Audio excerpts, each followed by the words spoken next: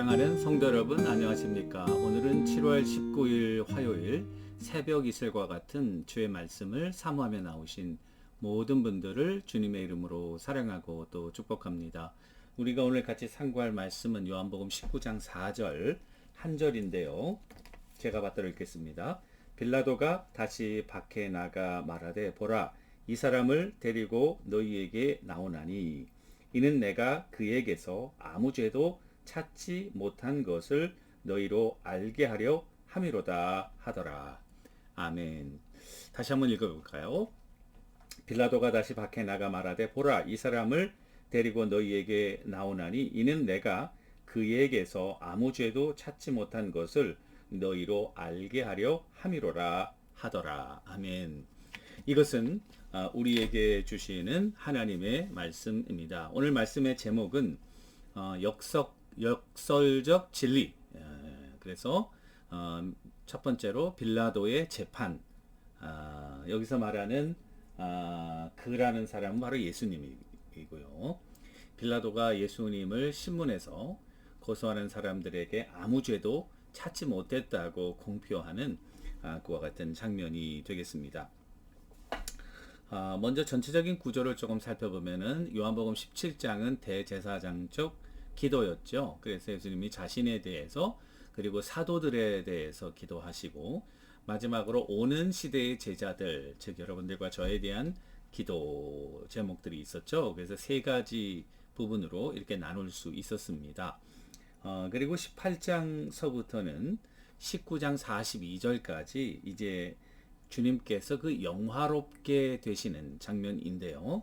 십자가에 달려 돌아가시는 그 장면이 되겠죠. 18장 1절부터 11절까지는 예수님이 체포되시는 것이고요. 그 다음에 체포되신 이후에 보시면은 18장 12절부터 27절까지는 유대식 재판을 받는다고요. 안나스에게로 가고 그 장인이었던 그 해의 대사장의 장인이었던 안나스에게 가고 그다음에 가야바에 가고 유대식으로 먼저 재판을 받고 그 다음에 이제 18장 마지막부터 19장 16절까지는 로마식 재판을 받으시는 거예요. 그래서 로마의 그 빌라도의 로마 재판이 되겠고 그리고 19장 그 마지막 부분 16절에서 30절까지는 드디어 십자가에 달려 돌아가시는 그런 장면이 되겠습니다. 자, 오늘 빌라도가 재판을 하게 되는데요. 사실 빌라도는 예수님을 재판할 의도가 없었습니다. 예수님이 누군지도 몰랐습니다. 그럼에도 불구하고 예수님이 빌라도 앞에서 로마식의 재판을 받고 있는 이유는 유대 최고 의결기관인 산헤드린 공의회가 예수님을 고소했기 때문에 그렇습니다.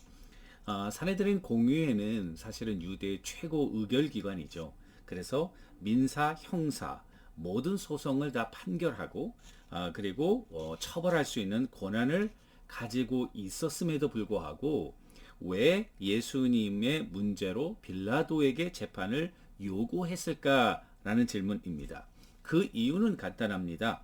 산헤드린 공의회는 사람을 죽일 권한이 없었기 때문에 그렇습니다. 즉 예수님을 유대식 재판에서 이미 사형으로 확정했어요. 그런데 이 유대식의 재판으로서는 예수님을 죽일 수 없었기 때문에 죽일 수 있는 합법적인 권리가 없었기 때문에 로마 정부에게 죽여달라고 요청하고 있었던 것입니다. 자, 그러면 로마 제국의 그 사형제도를 연구한 한 보고서에 의하면 사람을 법적으로 죽이는 권한은 정부의 모든 속성 중 가장 중요하고 강력한 권한으로 여기고 있었기 때문에 그도 그렇죠.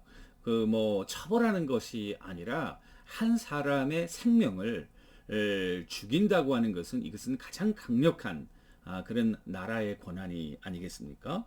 그러니까 가장 강력하고 중요한 권한으로 여기고 있었기 때문에 로마 제국은 통치하에 있는 모든 나라와 민족들이 스스로 판결하도록 허락하였지만 오직 사람을 죽이는 권한을 박탈함으로 로마 제국의 권력의 우위와 강력한 통치권을 알게 하려 하였다. 이렇게 말하고 있습니다. 이것은 참, 그 세상적인 측면에서 보면은 굉장히 아주 뭐라 그럴까, 커닝, 아주 교활한 방법입니다. 그래서 다 해주는 것처럼 하면서 가장 중요한 권한을 이 로마 정부가 가지고 그것을 가지고 로마 정부의 우위와 파워를 과시하는 그와 같은 방법이 되겠죠. 요한복음 18장 마지막 절 31절 빌라도가 이르되 너희가 그를 데려다가 너희 법대로 재판하라. 유대인들이 이르되 우리에게는 사람을 죽이는 권한이 없나이다. 그렇죠? 그러니까 죽이는 권한이 없기 때문에 이제 그 예수님을 빌라도에게 고소해서 재판을 받게 하는 것입니다.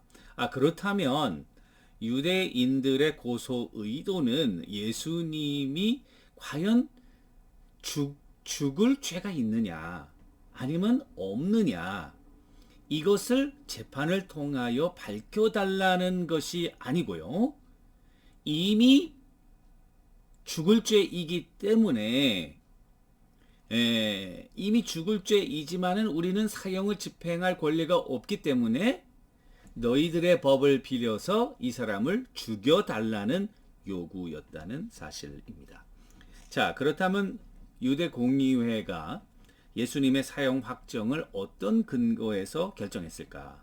자기들이 먼저 사형을 확정한 것이니까요. 마가복음 14장 53절에서 65절, 또 마태복음 26장 65절의 말씀에 의하면 공의회에서 유대인들은 예수님을 정죄할 거짓 증인을 많이 내세웠어요. 그러나 증인들의 증언이 서로 엇갈려서 판단을 내리지 못하고 있습니다. 두 번째, 대제사장 가야바가 예수님께서 네가 찬송 받으실 이의 아들 그리스도냐 물어봤어요. 그랬더니 주님이 내가 그니라. 주님이 분명하게 자기가 메시아라고 대답을 하셨어요. 그 63절에 보면 그가 옷을 찢으며 이르되 우리가 어찌 더 증인을 요구하리요. 그 신성모독하는 말을 너희가 들었도다. 여기 신성모독이라는 말이 나와요. 본인이 하나님의 아들 메시아라고 주장하고 있다. 그것은 인간으로서 신성모독이 아니냐라는 것입니다. 그들이 다 예수를 사형에 해당하는 자로 정죄하고, 그죠? 유대의 대제사장인 가야바가 예수님을 신성모독죄로 정죄한 거예요. 이미 어떤 사람은 그에게 침을 뱉고 그의 얼굴을 가리고 주먹으로 치며 이르되 선지자 노릇을 하라 하고 하인들은 손바닥으로 치러다. 예수님을 린칭하고 휴밀리에이션, 모욕하고 그리고 마구 때리는 그와 같은 폭력을 행사하는 그런 일들을, 엄청난 일들을 한 것입니다.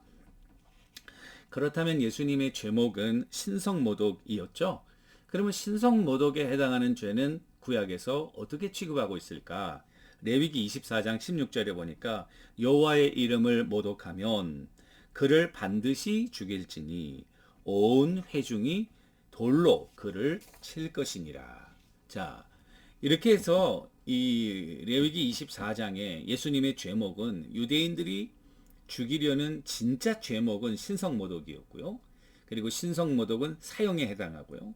사형은 자기들이 할 수 없기 때문에 로마의 그런 힘을 빌어서 로마 사람들이 우리의 요구대로 예수님을 죽여달라는 사실이었습니다.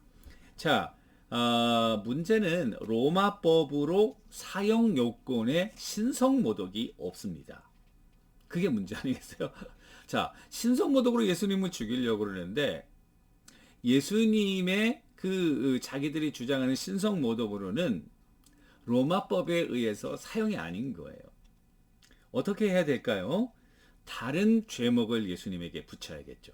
로마법에 의해서도 사람이 죽일 수 있는 그런 죄를 예수님에게 이제 씌워야 되는데, 자, 로마법에 의해서 사람을 죽이는 것은 물론 로마 제국을 반역하는 반역죄, 그죠? 로마 제국을 공공연히 비난하고 황제를 비난하고 반역죄, 그 다음에 반역을 모의하는 반역 모의죄, 그다음에 굉장히 또 중요한 것 중에 하나는 세금을 거부하는 그런 가이사에게 세금을 바치는 것을 거부하는 사실은 로마가 온 세계를 정복한 이유 중에 하나는 그들 피지배국으로부터 경제적인 이득을 얻고 로마의 그런 안정적인 수익을 창출하려는 그런 의도가 있었지 않았겠습니까? 따라서 누가복음 23장 보니까 무리가 다 일어나 빌라도에게 끌고 가서 고발하여 이르되 우리가 이 사람을 보매 첫 번째 우리 백성을 미혹하고 그러니까 반란 선동죄 여러분 선동죄 이게 선동한다. 두 번째 가이사에게 세금 바치는 것을 금한다. 세 번째 자칭 왕 그리스도라 하더라. 영어 성경에는 We have found this man subverting our nation. Subverting, 선동한다.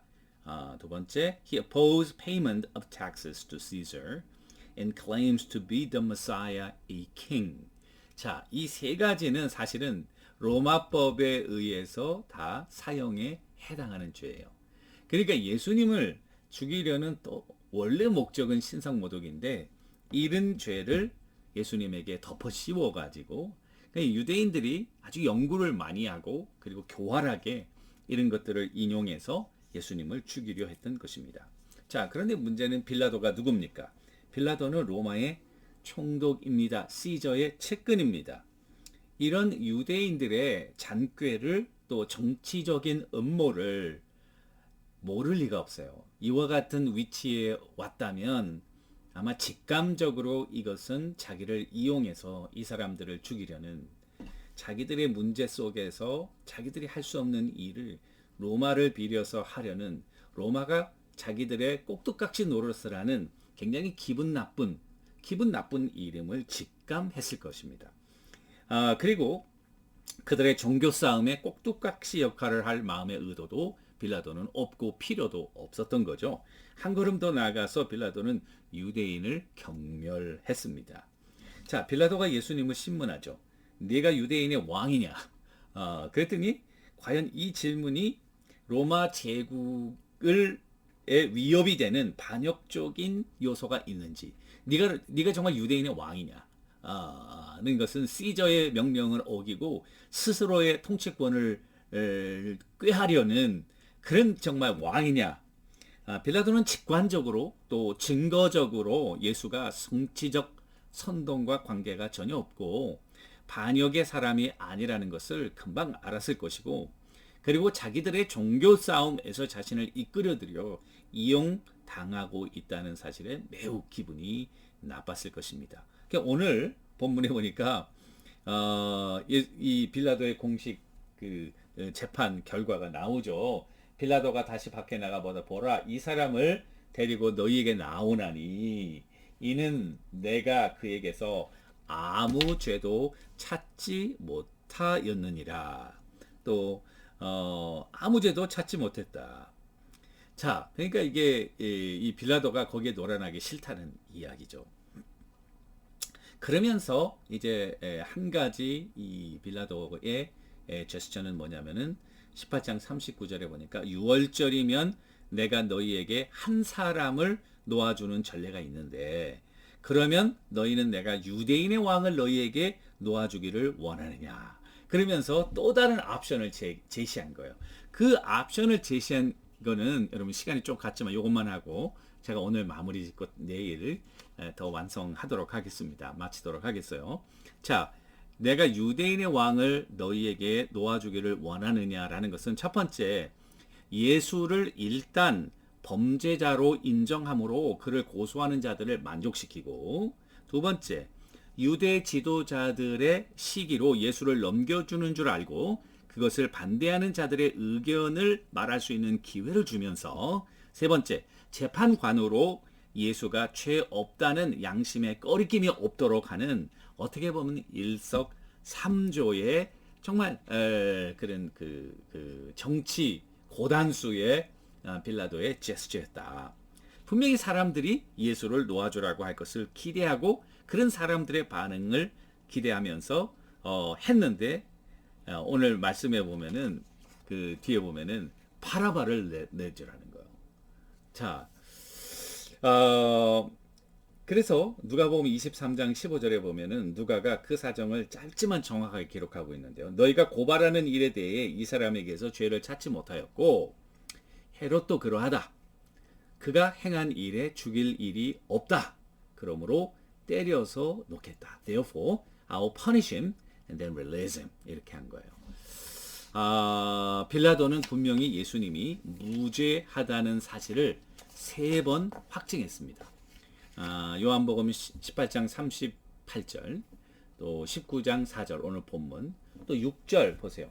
대제사장들과 아랫사람들이 예수를 보고 소리질러 이르되 십자가에 못 박으소서, 십자가에 못 박으소서 하는지라. 이르되 너희가 친히 데려다가 십자가에 못 박으라. 나는 그에게서 죄를 찾지 못하였노라. 자, 오늘은 여기까지 하고 내일 이제 이 빌라도의 재판의 역설적 진리 제 2편에 대해서 말씀을 나누려고 합니다. 중요한 것은 하나님의 뜻은 인간의 이와 같은 술수와 또 음모 속에서도 온전히 이루어져 간다는 사실입니다. 따라서 우리는 좌로나 우로나 치우치지 말고 꼭 진리 가운데 진리 편에 서서 하나님의 영광을 올려드리는 우리 모두가 되기를 주님의 이름으로 간절히 축원합니다. 기도하겠습니다. 하나님 아버지, 오늘도 주의 진리와 더불어 말씀대로 순종하며 승리하는 한 날 되게 하옵소서. 예수님의 이름으로 기도합니다. 아멘. 오늘도 주님과 동행하시는 여러분들과 제가 되기를 주님의 이름으로 축원합니다. 감사합니다.